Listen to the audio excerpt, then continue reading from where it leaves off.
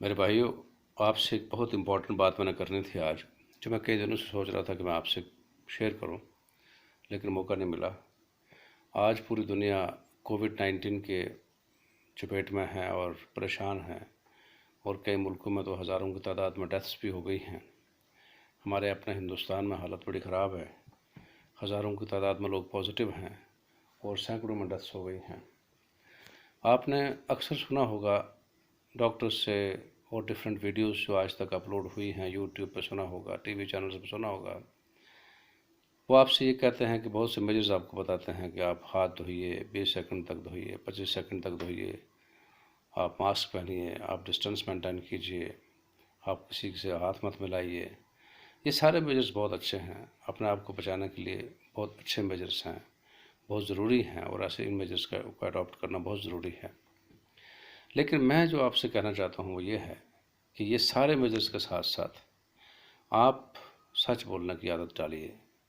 आप अपनी कमज़ोरियों को दूसरों के सामने ज़ाहिर करने की हिम्मत अपने आप में पैदा कीजिए। आप जिस प्रॉब्लम से दो चार हैं, उस प्रॉब्लम को दुनिया के सामने रखने की हिम्मत पैदा कीजिए और सच बोलिए।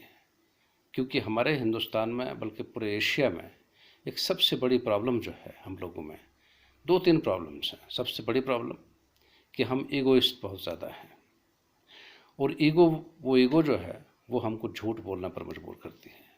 हम कहते हैं कि हम अगर अपनी कमज़ोरी दूसरे के सामने रखेंगे तो हम लोग पता नहीं दूसरे के सामने लेट डाउन होंगे, दूसरे के सामने हमारी इंसल्ट हो जाएगी।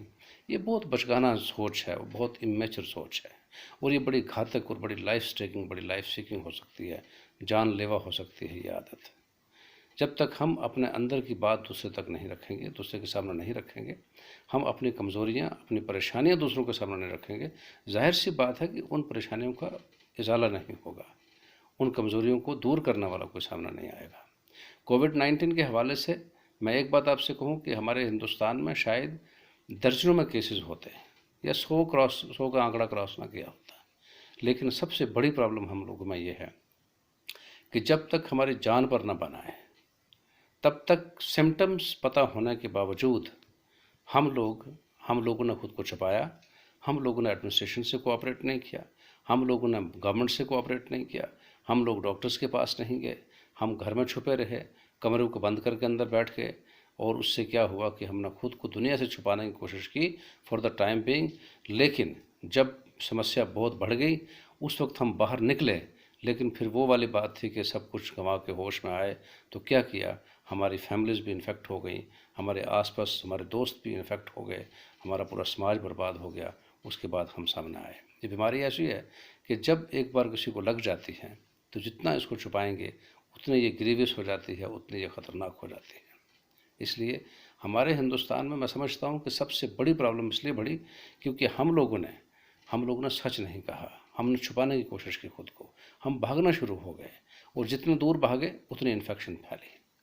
तबलीगी जमात के काम से मैं बड़ा खुश हूँ, मैं उनको सपोर्ट करता हूँ।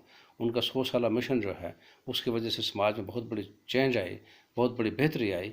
लेकिन एक बचकाना हरकत जो उन्होंने 3 मार्च के मंथ में की, वो ये थी कि उन्होंने निज़ामुद्दीन औलिया में वहाँ एक बहुत बड़ा जलसा किया, और जलसा करना कर दिया, ठीक है, लेकिन उसके बाद जब उनकी वजह से कोविड-19 पॉजिटिव केसेस बढ़ने लगे तो तबलीगी जमात के लोग भागने लगे, उन्होंने खुद को छुपाना शुरू कर दिया, गवर्नमेंट से कोऑपरेट नहीं किया, जिसकी वजह से हमारा आंकड़ा जो था जो हमारा आंकड़ा था कोविड-19 इन्फेक्टेड केसेस का, वो बहुत बढ़ गया। और इसी जमात की वजह से मलेशिया में भी ऐसा ही हुआ। मैं ये नहीं कहता कि तबलीगी जमात के लोग इसके लिए बड़े ज़िम्मेदार हैं, लेकिन कहीं ना कहीं हमारी इमेच्योरिटी, हमारी इनोसेंस, हमारी बचकानी हरकत इस बहुत बड़ी समस्या का कारण बनी।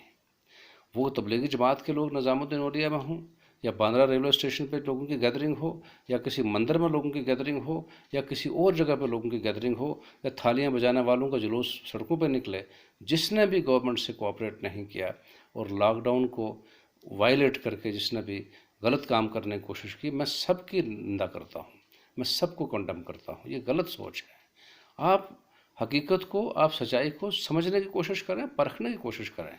आपकी दलेरी, आपकी हिम्मत पूरे समाज को बचा सकती है, पूरे मुल्क को बचा सकती है।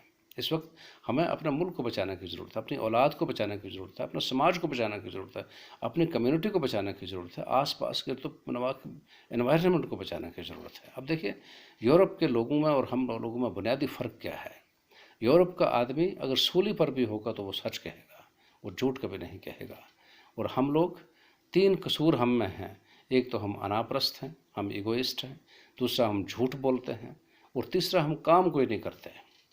यूरोप के लोग काम करते हैं, काम में विश्वास करते हैं, सच बोलते हैं, और एकदम नदामत में, एकदम नरमी में, पोलाइटनेस में, ह्यूमिलिटी में रहते हैं वो लोग। और देखें, आज यूरोप जिसकी हिस्ट्री हमारे मुकाबले में कुछ भी नहीं है, वो यूरोप तरक्की की दुनिया में आसमान छूता है, और हम लोग आज भी वही हैं जहाँ आज से 10,000 साल पहले थे। हमारी सोच ठीक नहीं, इस पूरे एशिया की सोच ठीक नहीं, एशियन मेंटालिटी ठीक नहीं है। मैं बताऊं, अगर यूरोप और अपने आप में फ़र्क देखना हो, हम दूसरे की निंदा करते हैं, हम दूसरे की आलोचना करते हैं, हम दूसरे की जो है वो उसे क्रिटिसाइज़ करते हैं, लेकिन हम भूल जाते हैं कि जब हम किसी की तरफ एक उंगली उठाकर उसकी गलतियों की तरफ इशारा करने की कोशिश करते हैं, तो हमारे अपने ही हाथ की 3 उंगलियां हमारी कोताहियों की तरफ, हमारी खामियों की तरफ, हमारे नुक्स की तरफ, हमारी कमज़ोरियों की तरफ इशारा कर रही होती हैं। आज अगर यूरोप का एक आदमी आपसे आके कह दे कि जनाब बात यह है कि आप एशिया के लोग हमसे नफ़रत करते हैं, ऐसा करिए, ठीक है, हम आपसे अलग रह लेंगे, आप हमसे अलग हो जाइए, बस इतना करिए कि यूरोप ने जो कुछ आपको दिया है आप हमें वापस कर दीजिए, बस उसके बाद हम अलग हो जाएंगे, जो आपका है अपने पास रख लीजिए। तो यकीन मानिए कि हम नंगे हो जाएंगे, सड़क पर चौराहे पे खड़े हो जाएंगे, हमारे हमारे कपड़े उतर जाएंगे, क्योंकि हमारे पास जो कुछ भी है, जो कुछ भी हमारे पास है, वो सब यूरोप का दिया हुआ है। आप यूरोप में चले जाइए, चौराहे पे एक आदमी सुबह आता है, एक छोटा सा बॉक्स रखता है, और वहाँ अखबार 200-400 रखता है, और वो दिन को ऑफिस में चला जाता है, घर चला जाता है। लोग आते हैं, अखबार उठाते हैं, उस छोटे से बॉक्स में पैसा डालते हैं, और शाम को वो आदमी आता है, जितने अखबार बिके होते हैं उतने ही पैसे उसके बॉक्स में होते हैं। ज़रा सोचें, अगर हम हिंदुस्तान में किसी चौक में एक बॉक्स रखें पैसों का और अखबार रखें, शाम को ना अखबार मिलेगा ना बॉक्स मिलेगा। ये हमारे और उन लोगों के कैरेक्टर में फ़र्क है। हमारे हिंदुस्तान में किसी भी जगह पर आप जाइए, रेलवे स्टेशन पर जाइए, एयरपोर्ट्स पर जाइए, बस स्टैंड्स पर जाइए, टैक्सी स्टैंड्स पे आप जाएंगे तो आपको वहाँ लिखा मिलेगा, जेब कुतरों से बचाएं, सवारी अपना सामान की खुद जिम्मेदार है, beware of the pickpockets. लेकिन पूरे यूरोप में आप अगर जाएंगे तो आपको इस तरह के स्लोगन्स, इस तरह के जो वहाँ पर जो वार्निंग्स आपको कहीं नहीं मिलेंगी, क्योंकि उन लोगों का एक कैरेक्टर है। वो कैरेक्टर हमें अपने अंदर पैदा करने की ज़रूरत है। मैं रजौरी का रहने वाला हूँ, मैं प्रोफेसर हूँ। मैं अक्सर अपने बच्चों से यही कहता हूँ कि तुम अपने हकीकत को, अपनी सच्चाई को दूसरों के सामने स्वीकारने की हिम्मत पैदा करा करो, क्योंकि जब तक हम किसी के सामने अपनी कमज़ोरी नहीं रखेंगे, उसको जाहिर नहीं करेंगे, हम कभी अपने अंदर परिवर्तन नहीं ला सकते, हम अपने अंदर चेंज नहीं ला सकते। हमारा रजौरी कोविड-19 फ्री हो गया था। पिछले 21 दिन से, 1 महीने से कोई यहाँ कोविड-19 पॉजिटिव केस नहीं आया, लेकिन आज फिर 2 दिन पहले एक पॉजिटिव केस दोबारा से आ गया। वो क्यों आया? क्योंकि उन लोगों ने खुद को छुपाया।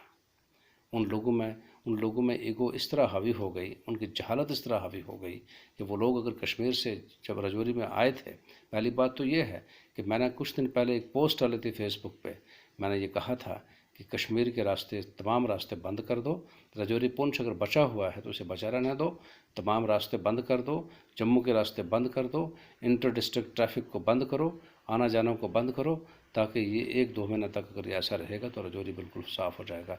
हैरान तो मैं इसलिए हूँ कि पीर गली क्रॉस करने के बाद, पुंछ के कई स्टेशन को क्रॉस करने के बाद वो थन्ना मंडी पहुँचे और किसी ने उनको रोका भी नहीं।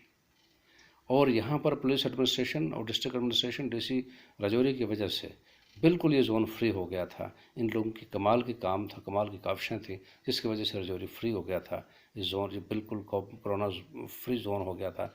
लेकिन आज 1-2 केसेस, एक केस और पॉजिटिव आने की वजह से अब उसके बाकी जो लोग हैं, साथी हैं, उनको क्वारंटाइन में रखा हुआ है।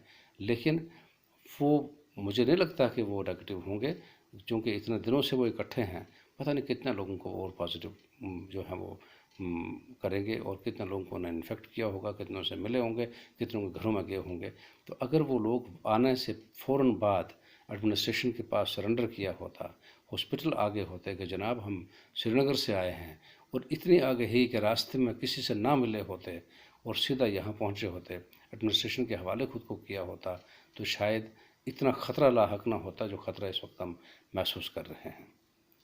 तो दोस्तों, बात यह है कि इस वक्त पूरा मुल्क नहीं, पूरी दुनिया, अमेरिका में हज़ारों में लोग मर गए और लाखों में लोग इन्फेक्टेड हैं। इटली का हाल आप देखें, जहां लाशों को नालों में फेंक दिया गया, कब्रें उनके पास पूरी नहीं हुई, उनके पास एक्सह्यूम करने वाली मशीनें कम पड़ गई, इतनी डेथ्स हो गई। चाइना का हाल देखें, आप ईरान का हाल देखें, बाकी मुल्कों का हाल देखें, पाकिस्तान में बहुत बुरा हाल, हिंदुस्तान में बुरा हाल।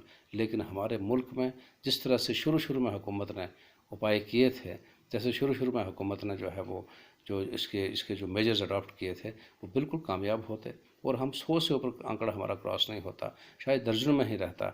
लेकिन फ़र्क ये हुआ कि जिन लोगों को ये प्रॉब्लम थी वो भागते रहे, डिस्क्लोज नहीं किया, एक्स्ट्रा ऑर्डिनरी मेजर्स नहीं लिए। आप कनिका कपूर की एग्जांपल ले लीजिए, इतनी बड़ी स्टार थी, इतनी बड़ी समझदार थी और कितने लोगों को मिली और लास्ट में वो पॉजिटिव निकली। ये तो शुक्र है ऊपर वाले का कि उसकी वजह से कोई और लोग इन्फेक्ट नहीं हुए।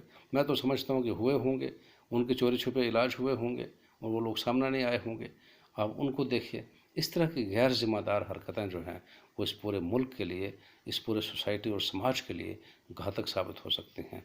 तो जहाँ पर आपको मेडिकल ट्रीट, देखिए हम रिलीजियस लोग हैं, हम मस्जिदों में, हम अगर बैन किया है तो मस्जिदों में नहीं जाना चाहिए, जमातों में नहीं बैठना चाहिए, मंदिरों में जमकट्ठे में नहीं जाना चाहिए, हमें गुरुद्वारों से परहेज़ करना चाहिए, हमें तमाम रिलीजियस प्लेसेस से परहेज़ करना चाहिए। हमें जज्बाती होने की ज़रूरत नहीं है, क्योंकि ये बीमारी ऐसी है जो चमत्कारों और फूकों और तावीज़ बत्तियों और जंतरों मंत्रों से ठीक होने वाली नहीं है। इसे मेडिकल ट्रीटमेंट की ज़रूरत है, इसे एक ऑर्गेनाइज्ड एफर्ट की ज़रूरत है और वो ऑर्गेनाइज्ड एफर्ट्स तभी होंगी जब हम लोग इस बीमारी को बीमारी समझ के इसके इलाज के लिए कोशिश करेंगे, इसका इलाज करवाने के लिए कोशिश करेंगे, तभी ये प्रॉब्लम दूर हो सकती है।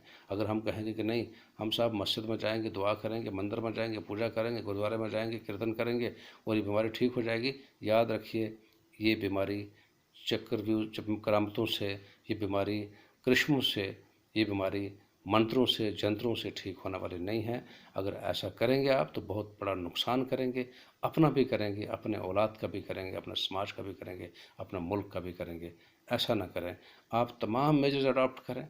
आप बाहर अगर जाते हैं तो घर में आएँ और अगर आपको लगता है कि आप किसी से मिले हैं तो कपड़े चेंज करें और आप हाथ धोएं, आप सैनिटाइज करें, आप मास्क पहनें, आप डिस्टेंसेस क्रिएट करें। अगर आज आप डिस्टेंस रखेंगे, ज़िंदगी भरी पड़ी है लोगों को गले लगाने के लिए, ज़िंदगी भरी पड़ी है दूसरों के घरों में जाने के लिए, ज़िंदगी भरी पड़ी है बड़े बड़े जश्न मनाने के लिए। लेकिन ये जो सर दस्त हमारे पास से जो इस वक्त एक बहुत बड़ी छठ हमारे दरवाजे पर नॉक कर रही है, इससे बचने के लिए हमें उपाय करना होंगे। और जो उपाय डॉक्टर्स आपको कहते हैं, जो हुकूमत आपको कहती है, उन उपायों पर आप पूरा ध्यान दें, उनको अडॉप्ट करें और अपने आप को बचाएं, अपने समाज को बचाएं। हुकूमत से पूरा कोऑपरेट करें, इस लॉकडाउन का पूरी तरह से ऑब्ज़र्व इसको करें, इसकी पूरी तरह से पाबंदी करें, इसको वायलेट ना करें। सड़कों पे पुलिस जान हथेली पे लेकर खड़ी है, डॉक्टर्स अपनी जान हथेली पे लेकर काम कर रहे हैं, एडमिनिस्ट्रेशन अपनी जगह पे कोशा है।